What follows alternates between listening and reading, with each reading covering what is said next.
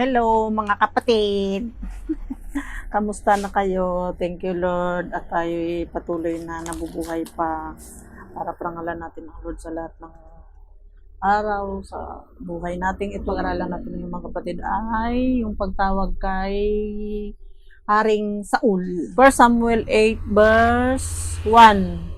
Nang matanda na si Samuel, ginawa niyang mga hukom ng Israel ang kanyang mga anak na lalaki. Ang panganay niya ay si Joel at ang pangalawa ay si Abias. Sila ay nagsilbing hukom sa Beersheba. Ngunit hindi sila sumunod sa halimbawa ng kanilang ama na naging gahaman sila sa salapi.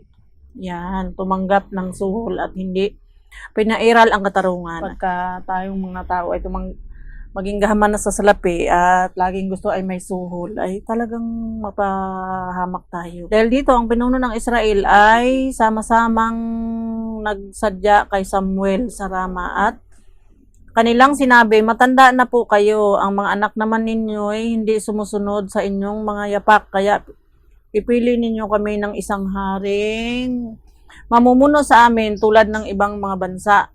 Nalungkot si Samuel dahil sa kahilingan ng mga tao, kaya nanalangin siya kay Yahweh. Praise God. Hallelujah. Thank you, Jesus.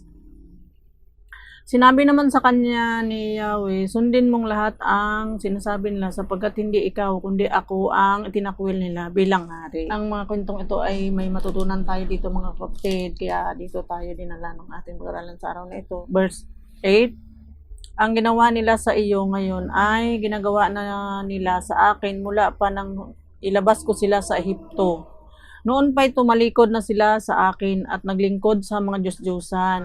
Ninuno natin na tinulungan ng Panginoon. Pagkatapos maglilingkod sila sa Diyos-Diyosan. Dito ay may matutunan tayong mga kapatid dahil alam natin na ang dapat lang natin paglingkuran ay si Yahweh, ang Diyos na buhay at makapangyarihan sa lahat. Hallelujah. Na siya nang bigay sa atin lahat ng buhay sa daigdig na ito, ng lahat ng bagay para tayo may mga ikabubuhay sa araw-araw. Praise God. Kaya dapat si Yahweh lang ng kapangyarihan sa lahat ng ating susundin at ang ating pakikinggan. Hallelujah. Verse 9. At siya lang rin maghari sa atin mga kapatid.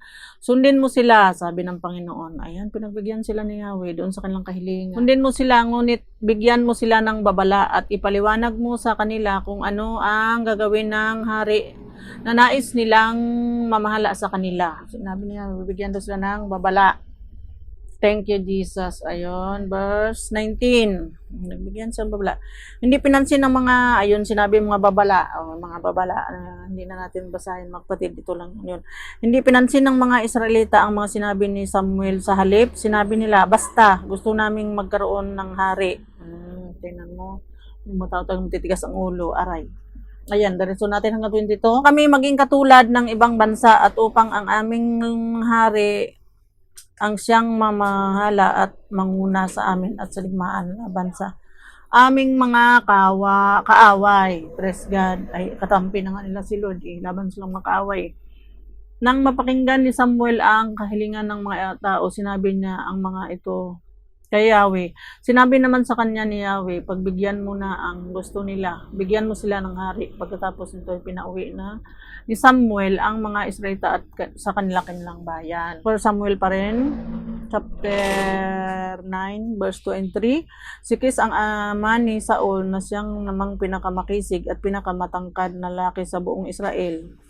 Minsan nawala ang mga asno ni Kis, kaya inutusan niya si Saul na magsama ng isang katulong at hanapin ang mga asno. 8 and 9. Noong panahong iyon, ugali ng mga Israelita na lumapit sa isang manghula kung may sinasangguni sa Diyos.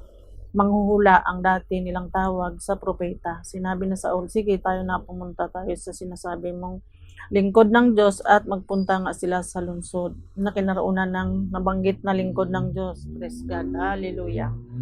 Ngayon din tayo kailangan pumunta kung saan kasi ito na yung Biblia na nasulatan ng mga pinagdaanan nila. Dito lang tayo mananahan at babasahin natin, sundin natin verse 15, 1 Samuel pa rin 2 and 3, 9 and 10. So 15 hanggang 17. Isang araw bago dumating doon si Saul, nagpakita kay Samuel si Yahweh. At sinabi, Amen. Bago pa mangyari, alam na ng Lord. Ang direktor ng buhay natin mga kapatid ay si Yahweh. Praise God. Hallelujah. Ang lahat nangyayari, siya ang nag-utos. Yung mga propeta, yung mga nangyayari sa atin, kaya lang minsan tayo napapahamak kasi hindi natin napapakinggan tong direktor ng buhay natin. Hallelujah. Bukas ng ganitong oras, may darating sa iyong isang lalaking taga Benjamin. Pahiran mo siya ng langis bilang pinuno ng aking bayang Israel. Siya ang magtanggol sa mga Israelita laban sa mga Pilisteo. Naawa na ako sa nakikita kong paghihirap ng aking bayan at narinig ko ang kanilang karaingan. Praise God. Ayan, mahabagin ang Lord. Nagbigay siya ng hari kasi nga ay gusto ng hari nitong mga Israelita. Verse 17, dumating si Saul, sinabi ni Yahweh kay Samuel, iyan ang lalaking sinasabi ko sa iyo na maghari sa Israel. Praise God. Bago pa dumating doon si Samuel, bago pa dumating si Saul, sinabi na ni Yahweh kay Samuel na ayun nga, may darating doon si Saul. Praise God. Hallelujah. Tunay nga na lahat ng nangyari, bago pa mangyari, ay pinaalam na ng Lord sa mga propeta. Sabi nga niya sa Amos 3:7, hindi siya gumagawa hanggat hindi pa niya pinabatid sa mga lingkod ng propeta. Praise God. Hallelujah. Salamat sa buhay ng ating propeta si Jesus na simula pa ay siya na yung direct sa ating mga isip na dapat siya ang susundin natin. Praise God. Verse 20 hanggang 21. Huwag mo nang alalahanin ang mga asnong hinahanap mo sapagkat nakita na ang mga iyon. Sino ba ang pinakamamithi ng Israel kundi ikaw at ang sambayan ng iyong ama? Hallelujah. Praise God. Bago pa ng mga nangyayari ay alam na nung direktor ng buhay natin, si Yahweh.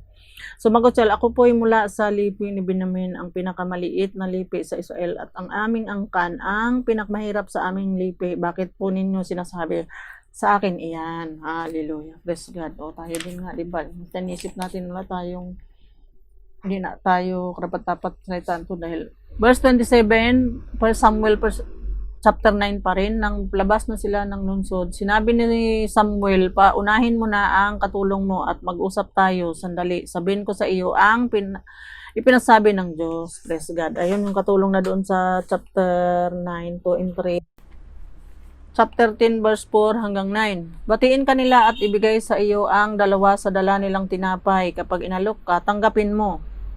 Pagdating mo sa burol ng Diyos sa may kampo ng mga Pilisteo, makakasalubong mo naman ang isang pangkat ng mga propeta na pinangunahan ng mga manunugtog ng alpa, tamburin, plauta at lira. Sila'y galing sa altar sa burol at papahayag ng mga propesiya. Praise God. Hallelujah. Sa oras na iyon, lulukuban ka ng Espiritu ni Yahweh. Ikaw ay sasama sa kanila at gagawin mo rin ang ginagawa nila. Magbabago ang iyong pagkatao. Praise God. Hallelujah. Pag tinanggap na natin ang Lord na naghari na siya sa ating puso, tutularan natin si Jesus. Si Jesus ang tutularan natin. Ang ginagawa ng Panginoon nung siya nagkatawang tao, yun ang ating tutularan. Praise God. Hallelujah. Magbabago ang ating pagkatao. Verse 7, kapag naganap na ang mga palatandaang ito, gawin mo ang dapat mong gawin sapagkat samahan ka ng Diyos. Pagkatapos noon, mauna ka sa akin sa Gilgal at pupuntahan kita roon para ipaghain ng handog na susunugin at handog pangkaipaan. Hintayin mo ako roon ng 7 araw at sasabihin ko sa iyo ang dapat mong gawin. Ayan, kailangan kung ano sinasabi ng Lord, ayun ang dapat natin gawin at pakinggan kasi kaya nagkasala dito si Saul gawa nga nitong hindi niya pinakinggan. Verse 9, nang maghiwalay sila si Samuel, si Saul ay binigyan ng Diyos ng bagong katauhan at ng araw ring iyon naganap ang lahat ng sinabi sa kanya ni Samuel. Praise God. Ayun, naganap lahat ng sinabi ni Samuel kay Saul. Praise God. Chapter 12, 1 Samuel pa din. Verse 1, sinabi ni Samuel sa sambayang Israel, ngayon nasunod ko na ang gusto ninyo, nabigyan ko na kayo ng hari. Hallelujah. Praise God. Isipin mo yun. 12 verse 1. Verse 13, ano sabi? Narito ngayon ang haring hiningi ninyo, binigay ko na sa inyo. Nasa inyo ni Yahweh. Ayun, kahit labag sa alam niya, binigay pa rin niya. Verse 16, ngayon, tingnan ninyo ang kabablaghang gagawin ni Yahweh. Ngayon ay anihan ng trigo. Idadalangin ko sa kanya na kumulog at umulan para makita ninyo kung gaano kalaki ang pagkasalang ginawa ninyo kay Yahweh nang humingi kayo ng hari. Ayan. Dapat kasi si Yahweh ang maghahari, hindi kailangan pagharian pa ng tao. Hallelujah. Hanggang sa panahon ito, mga kapatid, kailangan ang Lord maghari sa atin. Huwag tayong, ang ating sarili ang maghari sa ating sarili. Kasi hindi naman natin pag-aari ang ating sarili. Praise God. Hallelujah. Yung verse 18, nanalangin nga si Samuel noong di kumukulog at noon din kumulog at umulan. Silang lahat ay napuno ng matinding takot kay Yahweh at kay Samuel. Praise God. Ay malaking kasalanan yung paghingi nila ng hari. At sa panahon ito, mga kapatid, malaking kasalanan na hindi si Yahweh ang maghari sa puso natin. Pag pinagharian tayo ng kung ano man yan, bisyo, kasakiman, o pag-ibig sa kung anong bagay, malaking kasalanan yung mapapahamak tayo. Kaya kailangan ang Diyos una sa lahat ang maghari sa puso natin. Ayun, verse 19, praise God.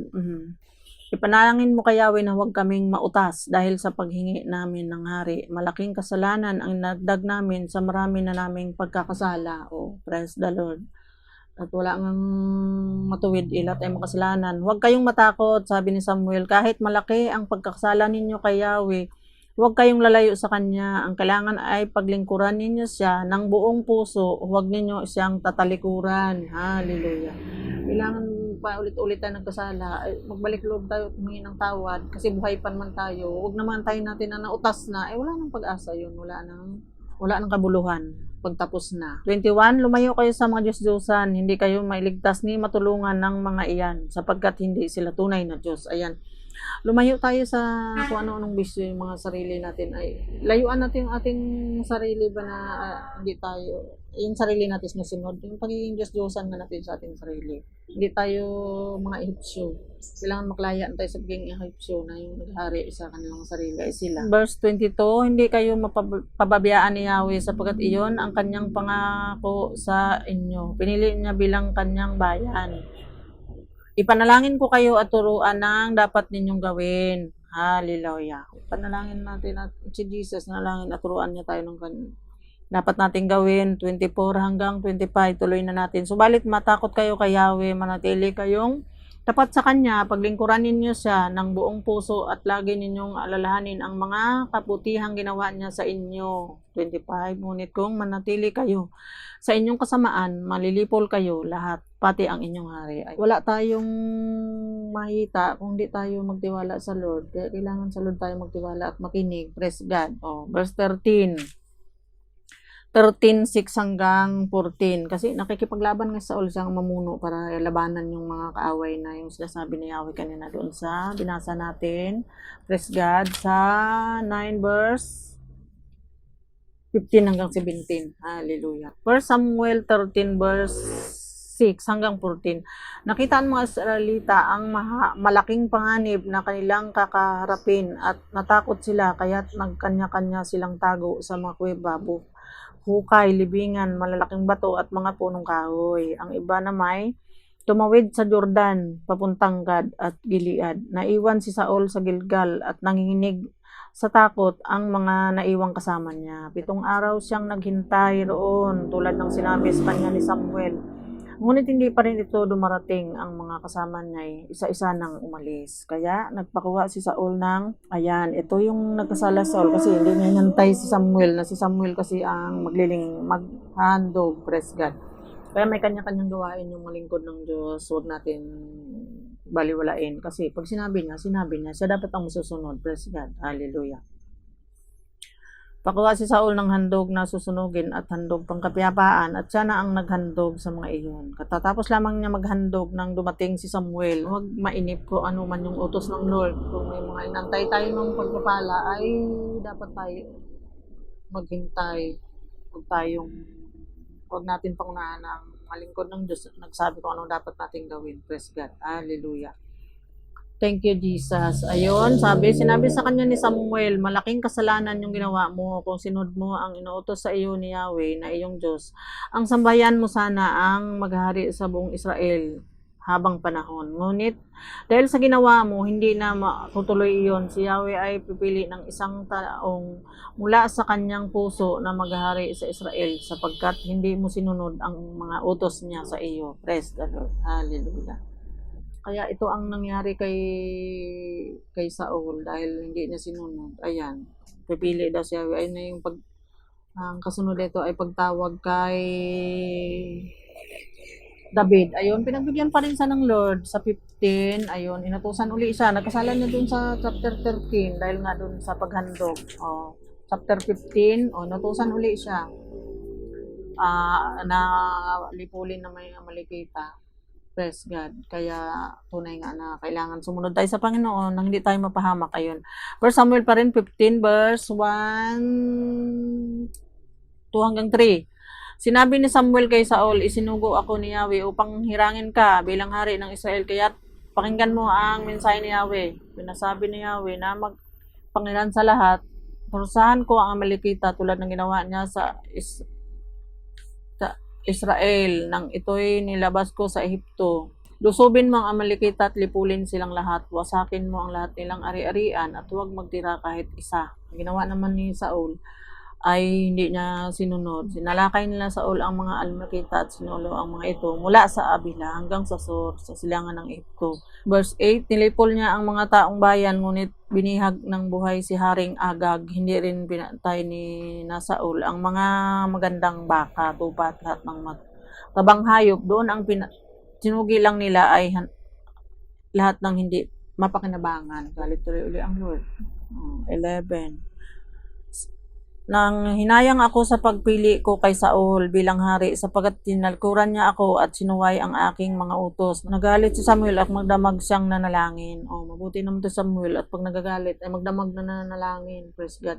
Bakit mo sinuway ang utos ni Yahweh? Bakit mo pinag-imbutan ang mga ito? Hindi mo ba alam na ang ginawa mo'y malaking kasalanan kay Yahweh? Sumagot si Saul, sinunod ko si Yahweh, pumunta ako sa pinunta niya sa akin, binihag ko si Agag, ang hari ng Amalek at inilipol ang Malekita. Ngunit pinili ng mga tao ang pinakamainam na mga tupa at baka at hindi namin sinugi kasama ng iba. Sa halip ay inuwi namin sa Gilgal upang ihandog kay Yahweh. Sinabi ni Samuel, akala mo ba higit na magugustuhan ni Yahweh ang handog at hain kaysa ang pagsunod sa kanya? Mas mabuti ang pagsunod kay Yahweh kaysa paghandog at ang pakikinig ay higit na haing taba ng tupa. Ang pagsuway sa kanya ay kasinsama ng pangkukulam at katigasan ng ulo'y tulad ng pagsamba sa Diyos-Diyosan, sapagkat tinakwil mo ang salita ni Yahweh, tinakwil ka rin niya bilang hari. Ayan, tinakwil daw siya bilang hari. Sinabi ni Samuel, hindi kita masasamahan sapagkat sinuway mo ang utos ni Yahweh, tinakwil ka na niya bilang hari ng Israel. Tumalikod si Samuel upang umalis, ngunit hinawakan ni Saul ang kalaylayan ng damit niya at napunit ang kapiraso nito. Sinabi ni Samuel kay Saul, sa araw na ito, tinanggal na sa iyo ni Yahweh ang pagiging hari ng Israel at ibinigay na ito sa isang taong mas mabuti kaysang sa iyo. Ayan. In verse 35, mula noon hindi na siya muling nagpakita kay Saul. Subalit ikinalungkot din niya ang pangyayari kay Saul. Si Yahweh naman ay nang hinayang sa pagkapili niya kay Saul bilang hari. Praise God. Ayun na dito tayo nagtatapos mga kapatid. Kaya kailangan susundin natin ang Panginoong Yahweh para hindi tayo mapahamak. Ito si Saul nang napahamak sa dahil hindi niya sinunod yung utos ng lingkod ng Diyos na tumawag sa kanya. Kaya salamat sa Panginoon dito sa mga binasa natin. Naway may matutunan tayo mga kapatid. Patuloy nga na sumunod tayo sa Panginoon para hindi tayo mapahamak. At dapat ang Lord lang maghari sa atin. Praise God. Siya ang nakakaalam ng ang ating sasapitin pag hindi tayo nakasunod. Praise the Lord. Kaya patuloy na ang Diyos ang ating pakikinggan. Thank you, Father God in heaven. Thank you, Jesus. Thank you, Holy Spirit. Salamat mga kapatid sa inyong pakikinig. Ang Diyos ay maparangalan natin sa magitan ng ating pagbabasa ng kanyang mga salita. Amen.